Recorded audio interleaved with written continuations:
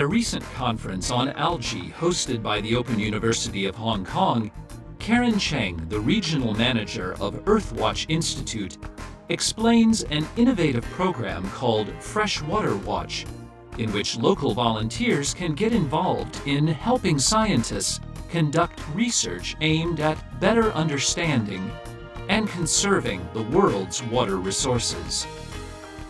I'm here to share with you how we engage different people to support science and scientists, even with a layman like myself, in a fun way.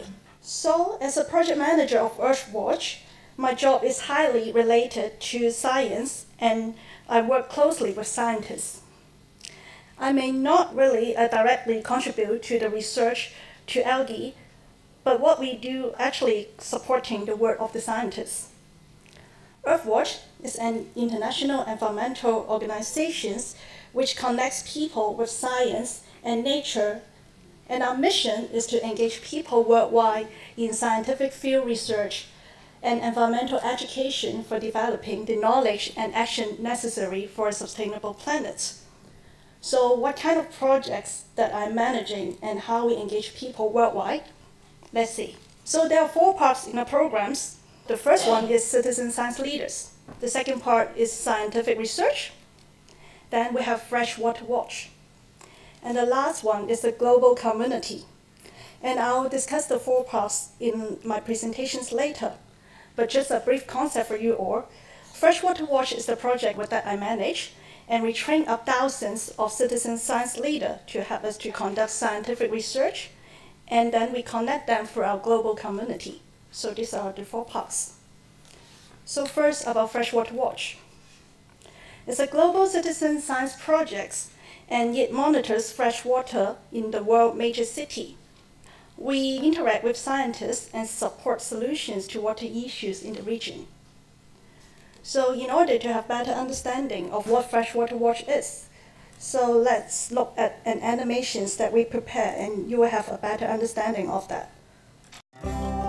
Water, vital for life on Earth and the most basic of human needs. Without it, we can't survive. We've always gathered together around safe, reliable water supplies. That's why most of the world's great cities are built near rivers and lakes. But as our world becomes more populous and industrialized, our freshwater ecosystems are under increasing pressure. Expanding cities, intensive agriculture, industry activities and changing consumer culture are all causing huge changes to our freshwater ecosystems. As well, nearly 800 million people don't have access to safe water. Each year, more people die from poor water quality than from war and all other violence. At Earthwatch, we want that to change, and we need your help. We believe the first step in protecting our precious water is to find out the truth about our rivers, streams and ponds. So we've created FreshWater Watch to test the quality of the water here, here, here and here. In fact, we're creating a global water quality database to assess the health of freshwater ecosystems all over the world. We can't do this on our own. We need to recruit a global network of freshwater watchers to help us gather this environmental information on a scale never seen before. That's where you come in. And you, and you. And yes, you too. We want you to become one of our citizen scientists and help us by doing 3 simple things. 1. Monitor your local stream, river, pond, lake or wetland. Test for polluting nitrates and phosphates, chemicals from agriculture, industry and household wastewater, which can create algal blooms, decrease oxygen, kill fish and reduce biodiversity. The tests are fun and simple. We'll give you everything you need to carry them out. 2. Upload your results to our online database with a photo or 2 to show the surrounding environment. 3. Recruit your friends and family to join the FreshWater Watch community. We need to test as much freshwater in as many places as possible to gather the most complete, detailed information we can. Your data will help us to do so many great things. We'll be able to find the good quality water and then find ways to protect it. And when we find poor quality water, we'll make sure something's done about it. We'll share your findings with governments, policymakers, businesses, and agencies worldwide. Your data will help us tackle one of the greatest challenges of our time, building a huge global bank of information.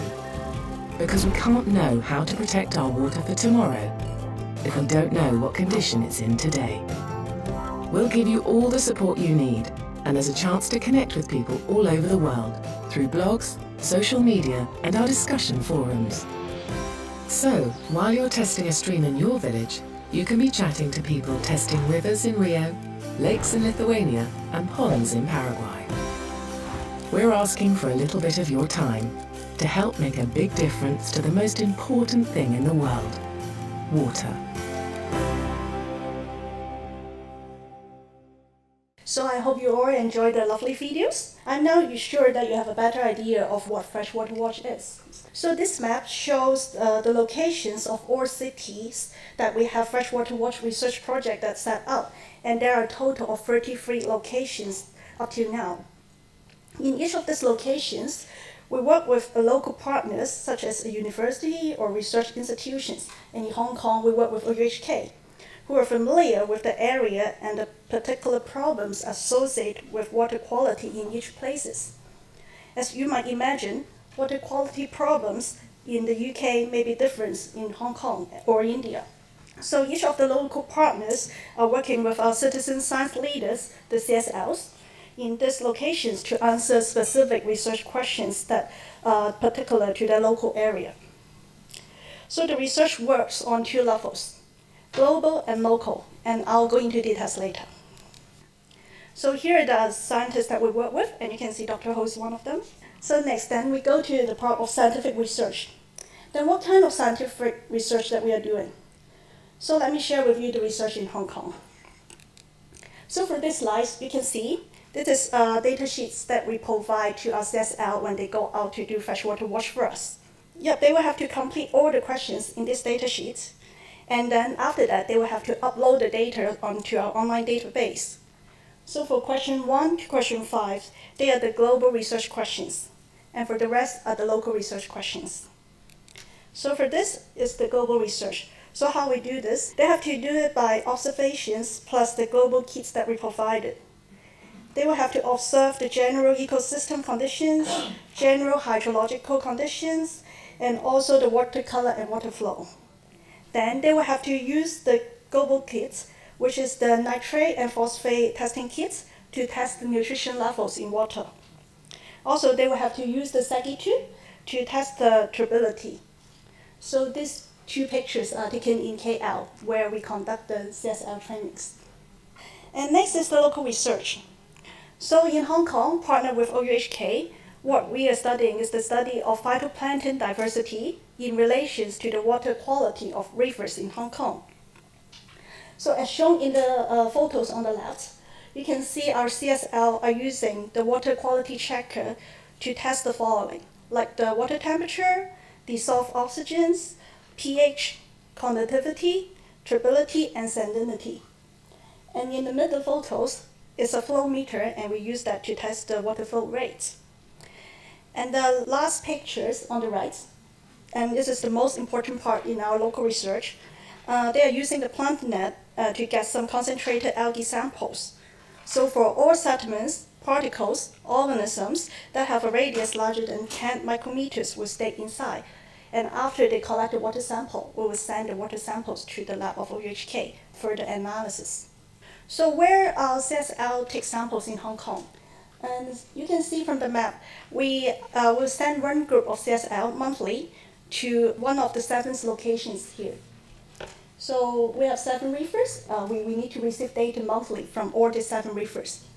And for each river, there are 3 sites, which they are upstream, middle stream, and downstream. So after they went to the rivers and complete the data sheets, then they will have to help us to upload the data onto our online platform. And this is how it looks like. So it's quite easy. So we have an app on Core FreshWater Watch. So when they go to the river, they can simply just open the apps on their smartphones and then just input the data onto the database. Or after they fill in the hard copy of the data sheets, they can go back home and browse this website and input the data for us as well. So besides storing the data, this website also includes some forums, blogs, research method, project informations, and research result, etc. So every CSL can connect each other in this website. So the last part of the 4 components are the citizen science leaders. And this is actually the most important part of our programs. So the citizen science leader, without them, the research can't be so impactful. We train them up by organizing CSL Day that I just mentioned, like the photos that I just shown, we do it in KL. And they will learn about the water challenge in their local area and across the globe. Then they will help us to collect data for the research. And also, after joining the training, they will help us in recruiting new CSLs by referring their colleagues to join us. And also, as you may notice in the photos, you can see they are wearing HSBC t-shirts, and I'm quite sure that you are wondering why. This is because we are one of the partners of HSBC water programs, if you have heard of that before. And we will introduce FreshWater Watch to the colleagues and aiming to involve 7,500 HSBC staff across the world and have them to be our CSLs. So why? Why do we need CSLs? Why don't the scientists just go and do the research themselves? Are they too busy? Yeah, I'm sure yes, definitely, right? They're too busy. But, or they want to have more sleeping time? No? Then why? Why do we need CSL to help us to collect data? This is because sometimes we lack of field information due to the limits of our capacity. We cannot know everything about the field. Some small water bodies are understudied as it may be in the backyard of someone's house. With the help of the CSLs, we can gather more data for our study, and that leads to the increase of the impact of the research. Also, if we train them up, we will then have an active and knowledgeable communities that are more aware of environmental issues. In the CSL trainings, we always ask them to come up with some personal actions item before we let them go home. Some of them will come up by saying that, oh, I'm going to drink less coffee. Some of them will come up saying that, oh, I'll walk to work. So these are actually very baby little steps, but I think it's a good start for them to change the environments. But of course, we also face some challenges as well by adopting the citizen science leaders model. And they are the challenge of quality and bias, and also the challenge of continuities. So first, for challenge of quality and bias, although the CSL are quite well trained, and we still cannot ensure the quality that they collect is 100% accurate. This is because sometimes they just leave the test strip out too long before reading data. You know, we sometimes send the CSL to some like agriculture area, but they, like me, or we always live in the cities. So they find it so attractive and so beautiful, and they just like to take photographs around and just leave the test strip there out too long. Although they should have to read the data like 3 minutes or 5 minutes, but maybe after 15 minutes, then they're aware, oh, I haven't read the data yet. So this is some of the challenge of quality. And also sometimes CSL may have different interpretations towards the results. So as shown in the photos, the CSL used this kit to test the nitrate concentrations in water. Even though they follow all the procedures and all the steps are correct, but they still may be biased, right? So it's quite difficult to tell. Is it 1 to 2 or 2 to 5? So to tackle this, what we do? We know that there are quite a number of challenges, but we think of ways to minimize that. We do that by continuous learning and engagement, plus external and automatic quality control in our FreshWater Watch website. So in our website, there are detailed instructions to remind them how they conduct the research. Also, when they upload the data onto our database, as you can see on the screen, there is some feedback like this will pop up. So for example, if they like fill in the data sheets and say and tell us that the water color is green, and they put like the turbidity level is less than 14, then possibly there is a feedback pop up by saying that, oh, maybe there's some problem with your data. So if the water color is green and the turbidity is less than 14, then there may be some contradictions in your data collections. So besides this, there are also challenges of continuity. For some country where English is not their first language, we try to translate our content to suit the needs because there's always some language barriers. Also, CSL are actually using their own personal time to help us to collect data.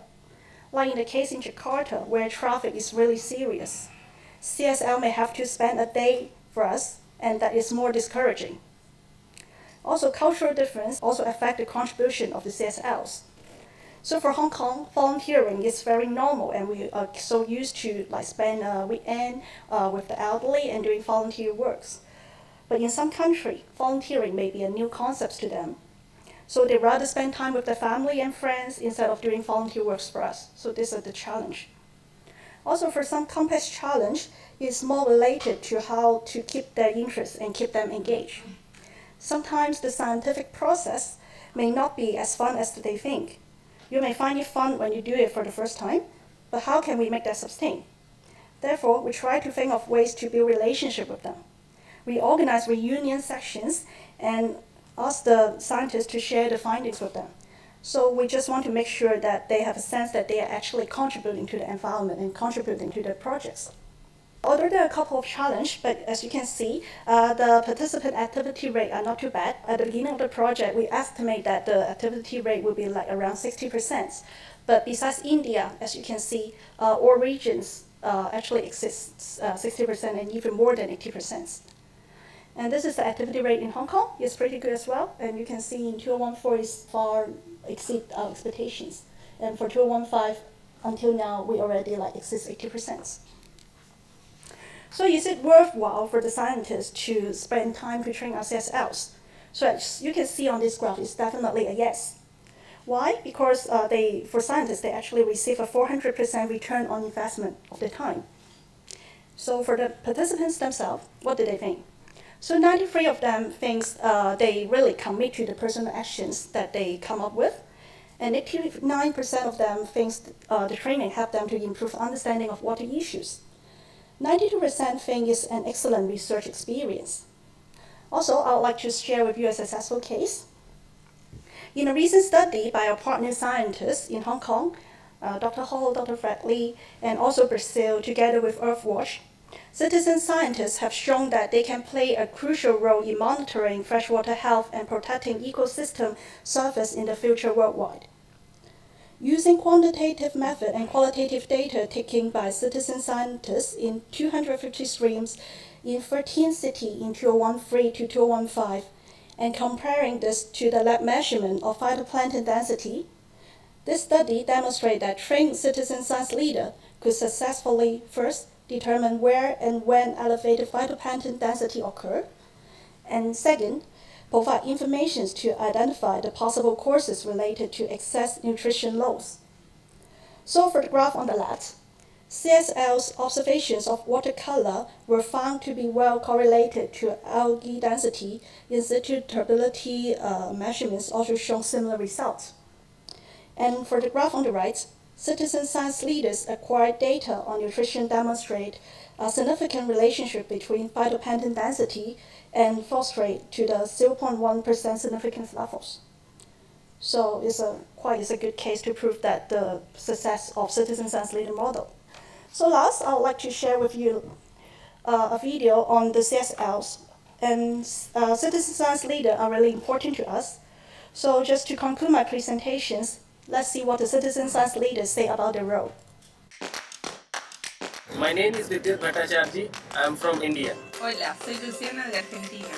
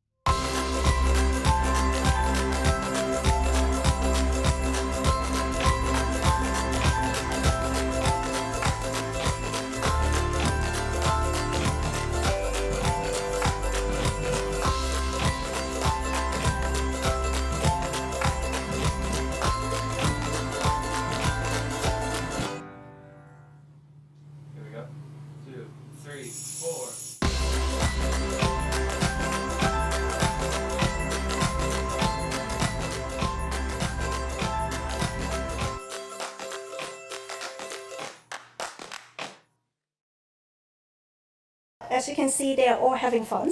So we hope that they can continue to engage and involve in our data collection exercise. So please go to our website, follow us on Facebook and Twitter if you're interested for more information on our projects. Thank you.